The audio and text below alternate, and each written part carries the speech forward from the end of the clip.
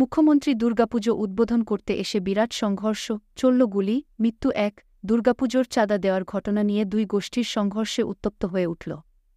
জ্বলল আগুন। অভিযোগ উঠেছে যে রবিবার সন্ধ্যারাতের দিকে একাধিক দোকান পুড়িয়ে দেওয়া হয়, করা হয় ভাঙচুর। পরিস্থিতি নিয়ন্ত্রণে আনতে ষষ্ঠীর সন্ধ্যা পর্যন্ত ভারতীয় ন্যায় সংহিতার ১২৩ ধারার, অতীতের ভারতীয় দণ্ডবিধির ১৪৪ ধারার মতো আওতায় বিধিনিষেধ জারি করা হয়েছে। তারই মধ্যে কংগ্রেস বিধায়ক তথা প্রাক্তন মন্ত্রী সুদীপ রায় বর্মন দাবি করেছেন যে পুলিশের গুলিতে একজনের মৃত্যু হয়েছে, আহত হয়েছেন আরও কয়েকজন। যদিও সেই বিষয়টি নিয়ে পুলিশ প্রশাসনের তরফে কিছু জানানো হয়নি।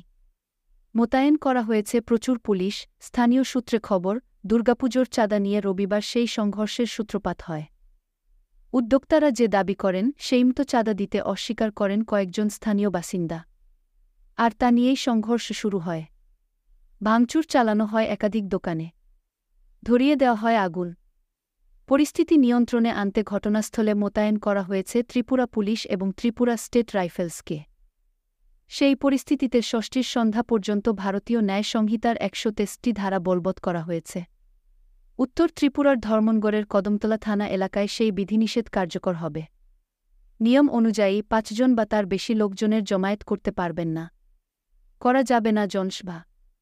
রাস্তায় একসঙ্গে দুটির বেশি গাড়ি বা বাইক চলাচল করতে পারবে না বলে নির্দেশ দেওয়া হয়েছে। তবে জরুরি পরিষেবার ক্ষেত্রে ছাড় মিলবে বলে পুলিশের তরফে জানানো হয়েছে। বিধিনিষেধের আওতায় রাখা হয়নি সরকারি অফিস, বেসরকারি অফিস, স্বাস্থ্য পরিষেবা, স্কুল, কলেজ, বিশ্ববিদ্যালয়, বিয়েবাড়ি, জন্মদিনের অনুষ্ঠান, ধর্মীয় অনুষ্ঠানকে। স্বাভাবিক ব্যবসা-বাণিজ্যকে বিধিনিষেধের আওতায় রাখা হয়েছে। বিজেপি সরকারকে আক্রমণ কংগ্রেস বিধায়কের, তারই মধ্যে শান্তি বজায় রাখার বার্তা দিয়েছেন কংগ্রেস বিধায়ক তথা প্রাক্তন মন্ত্রী সুদীপ।